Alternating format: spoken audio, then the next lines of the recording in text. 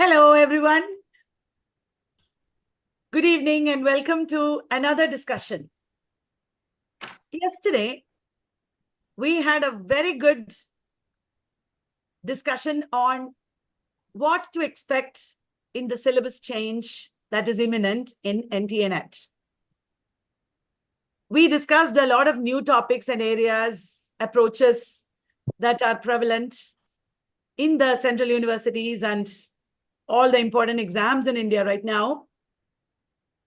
As we saw in NEP, the focus is one, primarily on multidisciplinarity, two, on Indian traditions, knowing about ourselves, our culture, our literature.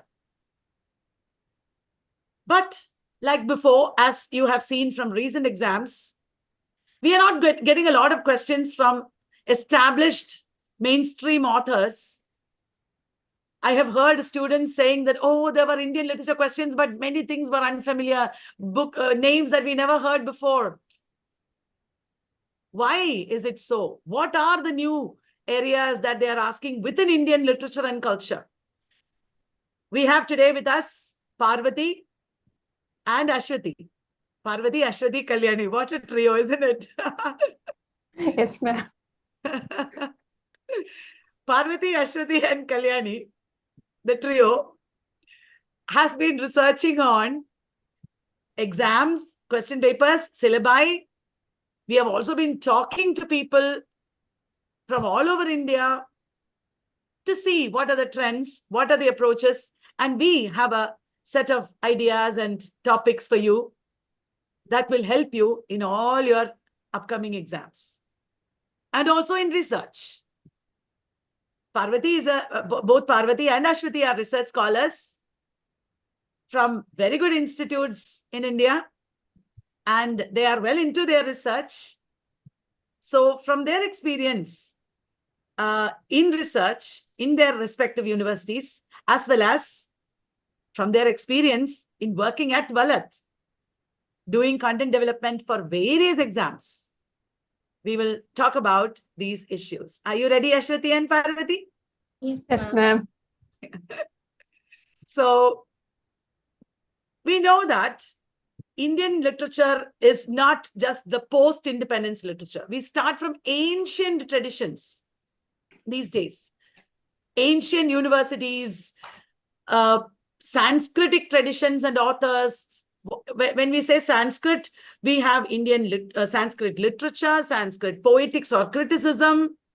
We have Sanskrit logic, Indian logic also in paper one. And also we have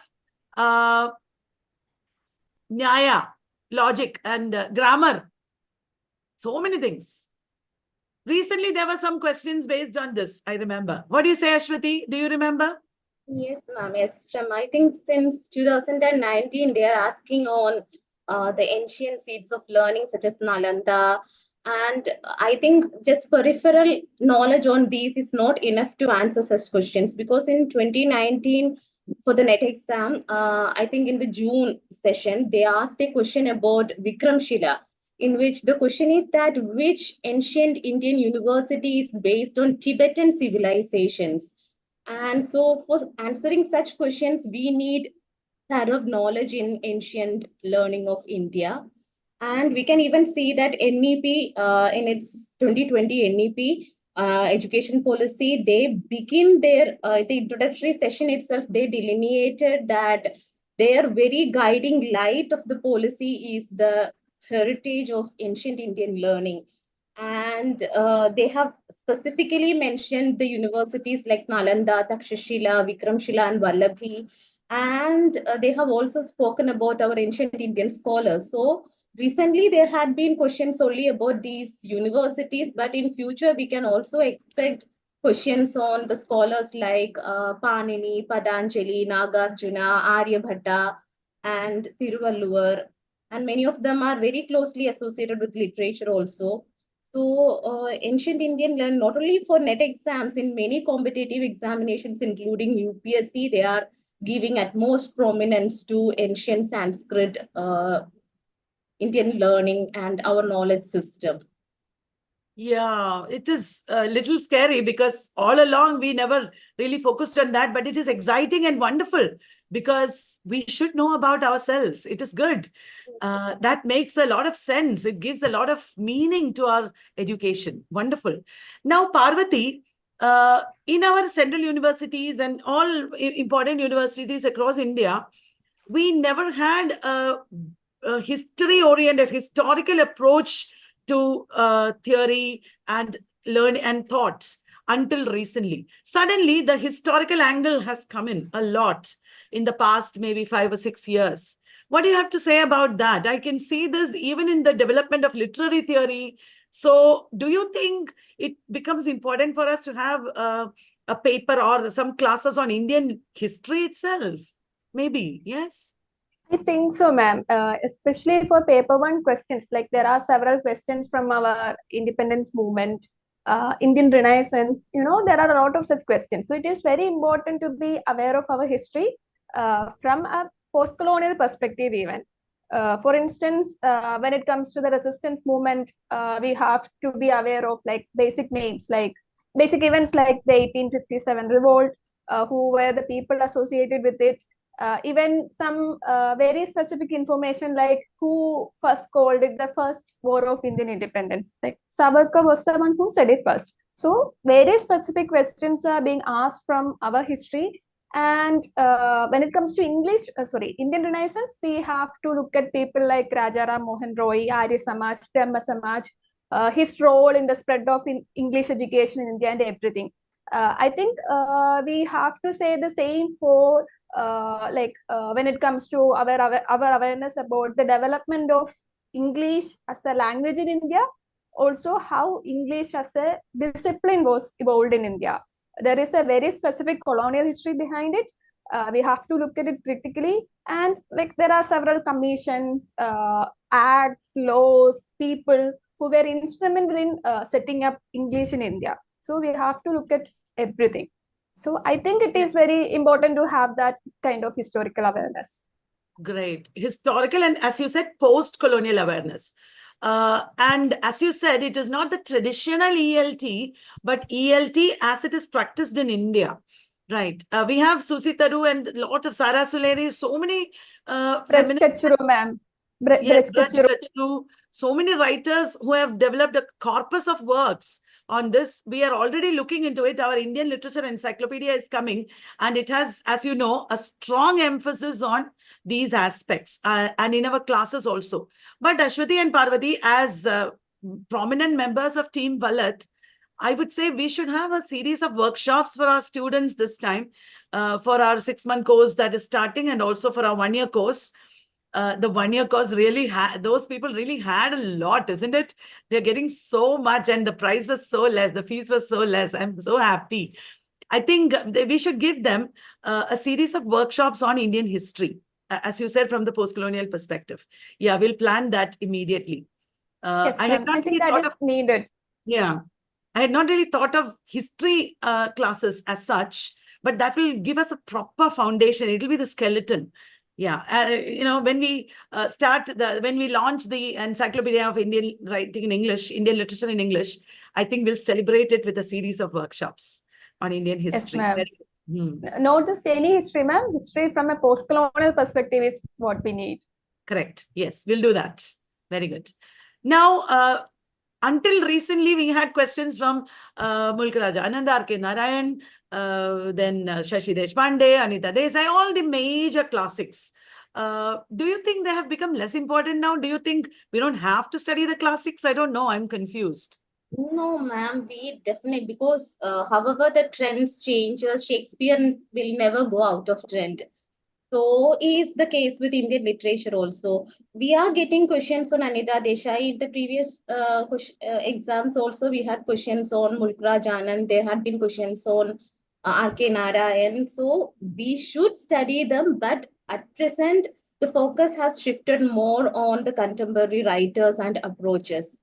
And moreover, there is a shift. We can see a shift from earlier, we had been focusing on the Orientalistic approaches, but now the focus is more upon Indology and South Asian studies. And we are not only focusing on India as a country, but the whole Indian subcontinent is also being given more prominence. Right. And also the diasporic, for example, they were asking about Gaitra Bahadur. So people of Indian origin, even though they are not Indians. And as you said, the contemporary perspective, that was a very good point that you made. Yes. Old, earlier authors and classics, but from a new perspective, like Parvati was also saying. Very good. So the contemporary perspective might include a lot of focus on marginal voices, on ethnic minorities, on experimental writing, isn't it? Ashwati, your PhD is also on Jewish writers of India, ethnic minorities. Can you throw some light on it? Ma'am, actually, the thing is, we heard a lot about the marginalized sessions of the society, particularly in the case of India about Dalits. But there is a clear-cut distinction between the marginalized and the minority sessions, and some people even don't know that. You know, the condition is that the history, the lifestyle, and the culture of these minority communities is in a shrouded state. It is either unexplored or it is underexplored. And it is really high time that we should have more focus upon their documentation, because these people are on the verge of extinction. And people like Rubina, there is a person called Rowena Robinson. She has brought out a book called Minority Studies, and it is a collection of essays which is well researched on India's ethnic minorities. And Jews is one among the ethnic minority in India. There we have Parsis, and there are so many other ethnic minorities in India. And these people have assimilated to our culture. They have adopted our culture. They have well acculturated to our culture. But at the very same time, they lead a life of aloofness. They have their own distinct culture, lifestyle, religious practices, and specifically, they follow a unique cuisine, and their food culture is something unique, absolutely different from that of the rest of the India. And we really need to protect, we need to nurture, maintain, and we need to celebrate their culture. And it is not just about the exotic side, and it is not just about most of the time these people are just treated as materials for tourism, but there are more to it. We really need to study more about these minority communities, but which is currently not well researched upon. It is unrepresented. Their life and culture is unrepresented. But as you say, I also realize that the current focus is on them. More and Yes, more yes, people yes, are writing about them, yes, and yes, we should, Ashwati, we should consolidate a lot of new approaches like this, and this should be part of our course. We should definitely, ma'am. have a session on these minority groups, and we should talk about books that have been written about them. I'm sure that will be very important in net. Yes, Guys who are listening to us in YouTube, please focus on that also. So, Parvati, for me and all our YouTubers who are listening to us, it's getting a little scary, because originally literature was just black and white books literature, but today literature is so much about other things, about culture. Oh my God, where do we start? Where do we end? How do we, draw a line? And also, literature is not only about the book, the product that we buy from the market. It is also about the process of production, the process of distribution and reception. So in this case, the publishing houses and everything are also becoming so important. Uh, Coming from a very big NIT in India, what is your take on it? How can we, what are the areas that we should focus on that are outside literature? Ma'am, I would say we shouldn't be afraid of this change. Like, we should embrace it, because we should deconstruct canons. We shouldn't put them on a pedestal all the time. It's not like we are giving voice to the marginalized community or anything. We are acknowledging their presence. Like, they are already prominent. We are just acknowledging it. We are not giving them any space or anything like that. So we should embrace it. And as ma'am has already mentioned, we have to look at it from a historical perspective. When it comes to competitive exams, we have to look at years, very specific people associated with specific publishing houses and everything. So, and it is not just limited to the contemporary period even. The publishing history, like when it comes to English language and literature in India, there is a very specific publishing history behind it. The colonial administrators were very peculiar about translating vernacular literature into English, and they were also very peculiar about it spreading that English text. And for that, they came up with a lot of publishing houses, like John Murray is a very important figure who came up with the series for colonizers. And then we have the Colonial Library by Macmillan in 1870s. You know, there are several such figures who played a major role in the spread of Indian literature in the West. And similarly, they brought back in English literature to India for very specific colonial purposes. And that's where the book by Gauri Vishwanathan, Mask of Conquest, is a very important one. And many questions have been asked from that in NET exam.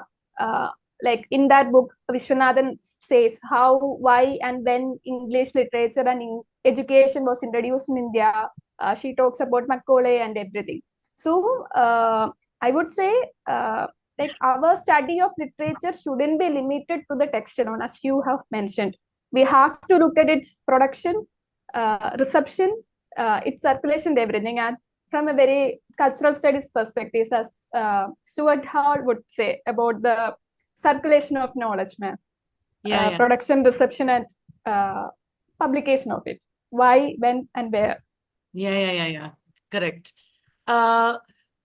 Well, as you were talking about all the things that is happening in literature, I was also wondering, what about all the other regional languages? I see that an element of comparative literature and translation you were mentioning. So translation is still prominent. It's coming very prominently in our exams recently.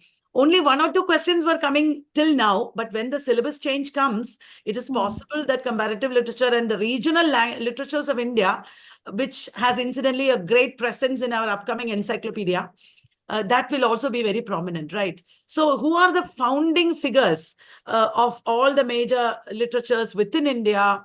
How do they contribute? How did they contribute to Renaissance in India? And how did they create a culture of nationalism and Indian national consciousness? Such things are also something that is lacking in our English departments until recently, that is presently coming up. I'm sure Ashwati would have something to say about it, because you have also been working on similar areas. Yes, ma'am. Translations is really of great importance now, because we can see that many translated works are being properly acknowledged these days. For example, Gitanjali Shree's Tomb of Sand, it has won the International Booker. And moreover, many people know about Lakshmi Holmstrom, and she is the translator of Bhama's Sangati, and she has received Sahitya Academy Award twice for translating some other contemporary Tamil works which has been written by Ashok Mitran. And she has not only been translating Bhama, she has been translating many other contemporary writers like Imayam, then C.S. Lakshmi, and she has also translated Silappadigaram into English. And we shouldn't, most of the time, people will focus only on these very famous and the world-renowned translators, but that is not the case. There are very prominent translators. I know Prema Jayakumar, even our Jari Pinto, Abhirami Girija Sriram. She's a personal friend also. They are all very prominent across the world as translators. Yeah. Yes. And about Gayatri Spivak, most of us know Gayatri Spivak only as a feminist critic, as a literary theorist, or as a subaltern scholar. But in the previous NET exam, we had a question on who translated the stories, the breast stories of Mahashweta Devi into English. And it was when the question asked, many of the people started recognizing Spivak as a translator. And so we should also of grammatology, obviously. Yes. Yeah, not only grammatology, she has translated many Indian works into English. And but people, we are not, our study system is not giving much emphasis upon translated works. But these days we can see that so many questions are coming about even less prominent writers And, as part of decolonization, we are giving more prominence to vernacular novels. Yes, yes. And, people like Neela Nambudripad, and then there is Sunita Jain, and these people, and even Anida Nair has translated Chemmin into English. And we can see that there is a massive translation of the vernacular stories and novels into English, and which is not only as a it is a phenomenal change we can witness, and it is part of preserving and protecting our culture for the posterity. Yeah, And Ashwati, long ago, maybe 15, 20 years ago, I remember there was an essay question that came in net, translation as interpretation. And then after that, a couple of years later, they asked translator as author. So all these things were already there long, long ago, I remember. Now it is gaining new importance because of this new focus that we have, I'm sure. Yes. Thank you for that. And talking about all the other things other than literature, recently, girls, I was looking through some syllabus, through some syllabus, and I found that one item in the syllabus, I don't exactly remember which university it was, is copyright laws and intellectual property right laws. I thought, wow, there are people who are studying this for MA.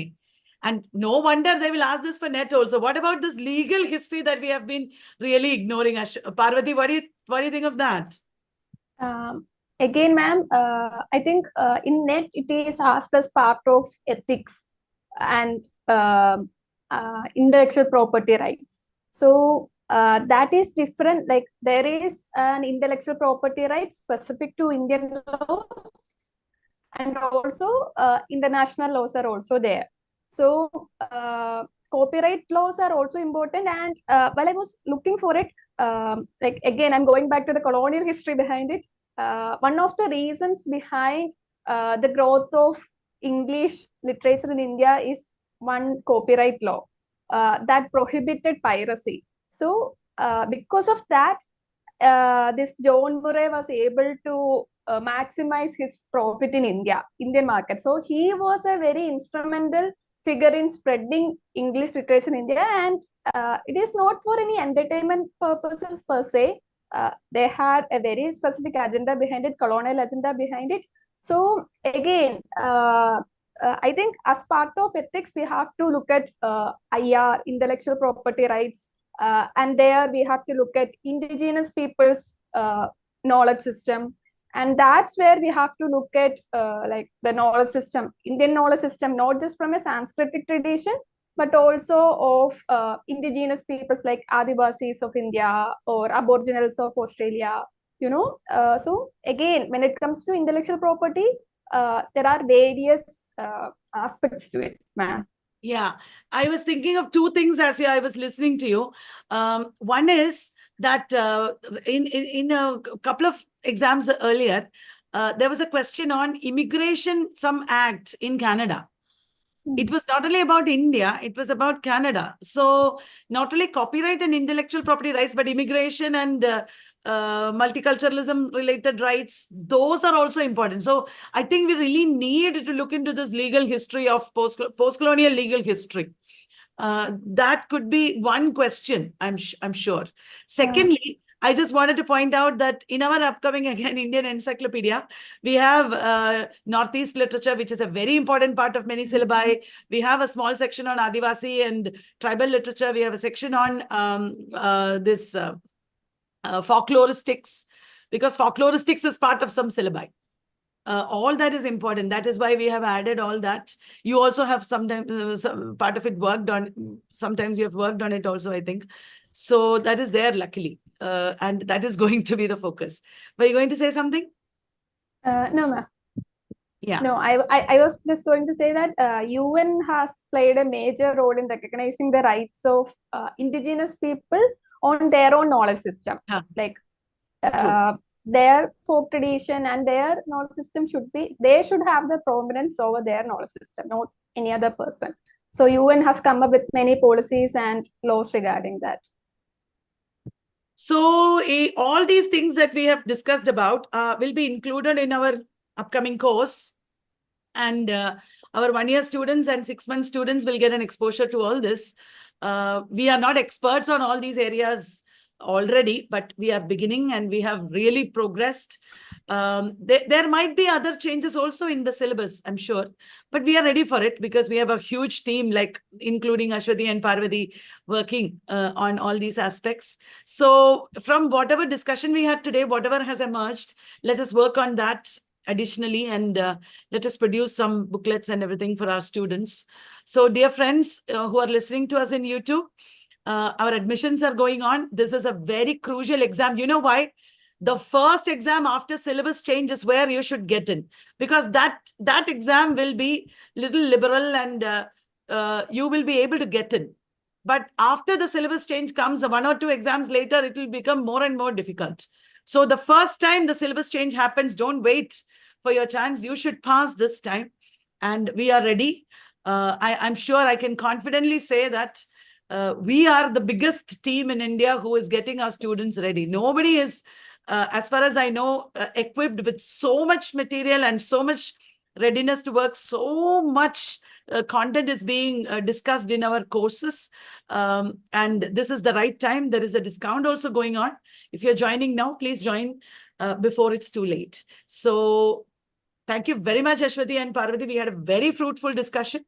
I'm sure that all the YouTubers who have listened to us will immensely benefit from it. Even if you don't join our course, that's fine. We are still there with our open courses in YouTube. That is why we are doing this in YouTube, because all of you are important, whether you are students or not. We are always there with a lot of free material and discussions and questions here in YouTube also. So please study well. Don't wait. This June should be your time. You will be able to pass. And we are there to help in every way that we can. Thank you very much. Bye-bye from all 3 of us, Ashwati, Parvati, and Kalyani. Bye. Good night. Good night, everyone.